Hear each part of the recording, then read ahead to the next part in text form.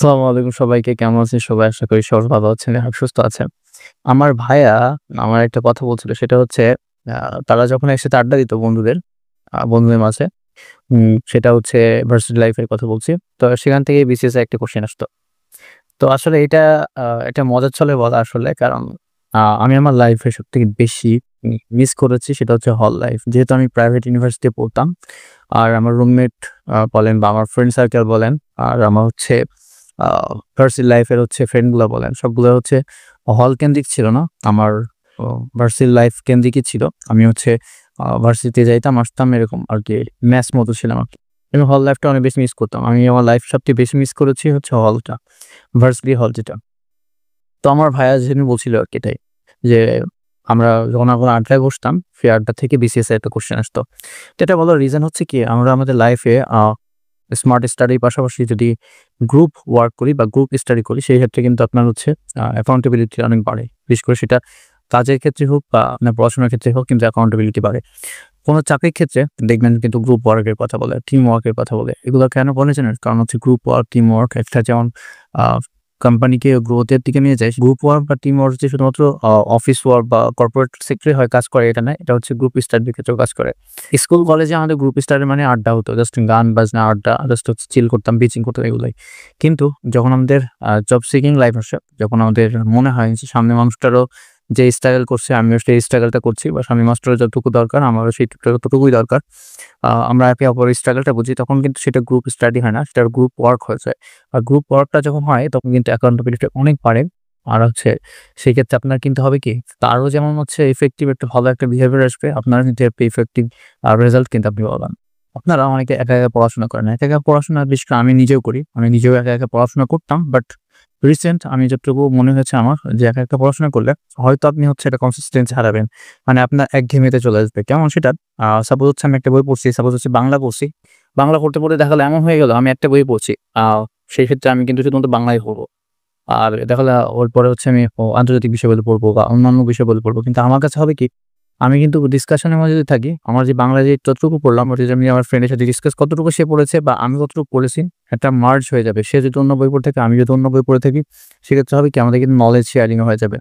আমি লাস্ট ১ বছর হচ্ছে একা, একা পড়াশোনা করেছি। যতটুকু আমি বুঝেছি সেটাতে আমি ইফেক্টিভনেস টা খুব কম পেয়েছি। এমনটা হতে পারে যে হচ্ছে আমি পড়াশোনা করেছি বা ট্রাই করেছি নিজের মতো করে পড়ার বা নিজের মতো করে আগানোর। কিন্তু হয় কি এক টাইম পর হয়েছে কি সেটা হচ্ছে সাস্টেইন করিনি বা সাস্টেইনেবিলিটি আমি রাখতে পারিনি।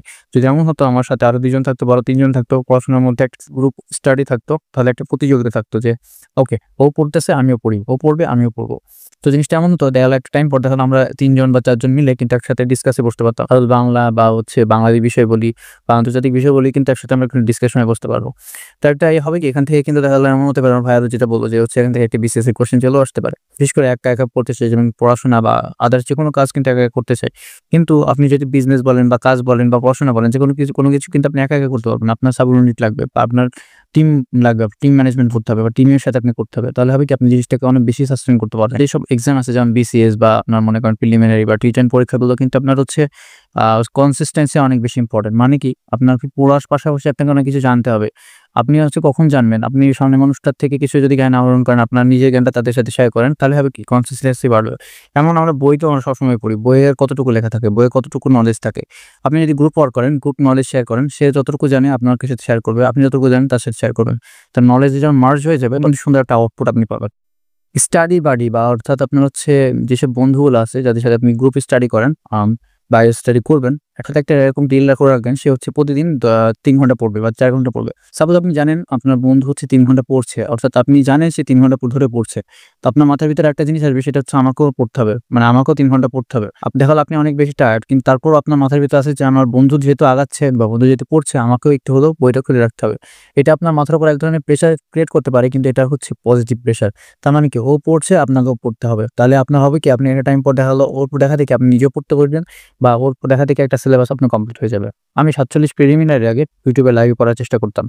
এই ৪৭ প্রিলিমিনারি আগে আমি প্রায় ১ ঘন্টা, ২ ঘন্টা, ৩ ঘন্টা টানা পড়ার চেষ্টা করতাম। অনেকে আমার লাইভে দেখেছে, অনেক ভিডিও দেখেছে বলতেছে যে, "ভাই এতক্ষণ কিভাবে বসেন? এতক্ষণ কিভাবে সম্ভব?" তো হচ্ছে আমি এই কনসিস্টেন্সি ধরে রেখেছি যে আমাকে পড়তে হবে। কারণ আমি মানুষের সামনে যতটুকুই পড়ি না কেন ততটুকুই আমি পড়বো। এমন না যে হচ্ছে অন্য কিছু পড়বো। আমি পড়বো মানে পড়বো। তো এরকম আপনি যদি কনসিস্টেন্সি ধরে রাখতে পারেন বা আপনি একটা ফোকাস ধরে রাখতে পারেন, আপনি কিন্তু অনেক ভালো একটা ওয়ার্ক করতে পারবেন বা ভালোভাবে আপনি কিন্তু পড়তে পারবেন। আপনার মাথার ভিতরে প্রেশার থাকবে যে আপনাকে ৩ ঘন্টা পড়তে হবে। আপনার হচ্ছে ৪ ঘন্টা পড়তে হবে। তাহলে কি হবে কি? আপনি কিন্তু ভালোভাবে পড়তে পারবেন। গ্রুপ স্টাডিতে একটা জিনিস হয় সেটা হচ্ছে আপনি কিছু জিনিস রিকল করতে পারেন। অর্থাৎ আপনি অলরেডি পড়েছেন সেটা আপনার রিভাইজ হয়ে যায়। আবার নতুন কোনো টপিক আপনি কিন্তু রিভাইজ করতে পারেন। আবার নতুন কোনো টপিক কিন্তু আপনি হচ্ছে আবার শিখতে পারেন। অনেক নতুন কিছু টপিক কিন্তু আপনি অন্যদের থেকে জানতে পারেন। দেখা গেল আপনি যে টপিক পড়েছেন সেটার ভিতরে ওই ইনফরমেশনটা ইনক্লুড ছিল না। আপনি কিন্তু সেখান থেকে জানতে পারেন। আর আমাদের মুখে বলার থেকে শোনাতে আমি কিন্তু বেশি আমার মনে থাকতে পারি। আমরা যে যতই পড়ি না কেন আপনি যখন কোনো কিছু শুনবেন সেটা কিন্তু আপনার বেশি মনে থাকবে। আবার কোনো কিছু যদি আপনি ভিজুয়ালাইজ করেন সেটাও কিন্তু আর বেশি মনে থাকে। আর আপনি যদি কোনো কিছু এক্সপ্রেস করেন সেটাও কিন্তু আপনার মনে থাকে। আমি আগের ভিডিওতে এগুলো বলেছিলাম। কিন্তু আবার নতুন করে এটা বলতেছি কারণ হচ্ছে এটার সাথে মার্জ হয়ে যায়। আপনি যদি অন্যের থেকে শোনেন তাহলে হবে কি আপনার ওই যে ইনফরমেশনটা আছে সেটা কিন্তু আপনার মাথায় গেঁথে থাকবে। আর কোয়েশ্চেন আসছে তখন মাথার মধ্যে মনে বের হয় কোথায় যেন শুনেছি। ওকে, এখান থেকে কিন্তু আপনি অনেকগুলো এমসিকিউ আনসার করতে পারবেন। আর একটা গ্রুপ আছে যেটা হচ্ছে আসলে সবার জন্য উন্মুক্ত করেছি। যেখানে প্রতিনিয়ত কুইজ আপলোড করা হয়, অর্থাৎ কুইজ অনেকে ক্রিয়েট করেন। এখানে হচ্ছে ডিসকাশন ফোরামের জন্য একটা ডিসকাশন ফোরাম আছে যেখানে হচ্ছে সবাই ডিসকাস করতে পারে। ইংলিশ গ্রামারের জন্য আলাদা সেকশন, বাংলা সাহিত্যের জন্য আলাদা, ইন্টারন্যাশনাল অ্যাফেয়ার্সের জন্য আলাদা সেকশন আছে। প্রত্যেকটা সাবজেক্টের জন্য আমি আলাদা সেকশন করে রেখেছি যেখানে হচ্ছে সবাই কন্ট্রিবিউট করে। আমি নিজেও কন্ট্রিবিউট করার চেষ্টা করি। অনেকে আছে যারা কন্ট্রিবিউট করার চেষ্টা করে। আপনি চাইলে এই গ্রুপে জয়েন হতে পারেন। গ্রুপে জয়েন হলে হয় কি আপনার হচ্ছে চাইলে আপনি কিন্তু আপনার কনটেন্ট শেয়ার করতে পারেন। সেই সাথে কনটেন্ট কিন্তু অনেকে শেয়ার করে সেগুলো কিন্তু কনজিউম করতে পারেন। তো আমার কথা হচ্ছে আপনি যদি গ্রুপ ওয়াইজ পড়তে চান বা গ্রুপ ওয়াইজ করতে চান সেটা আপনি এভাবেও করতে পারেন অথবা আমাদের এই গ্রুপটা যেটা আছে সেটাতে আপনি জয়েন হতে পারেন। অলরেডি এখানে ৪১২ জন মেম্বার আছে। আপনি চাইলে এখানে কিন্তু যুক্ত হতে পারেন। কারণ প্রতিনিয়ত এখানে হচ্ছে আপডেট করা হয়।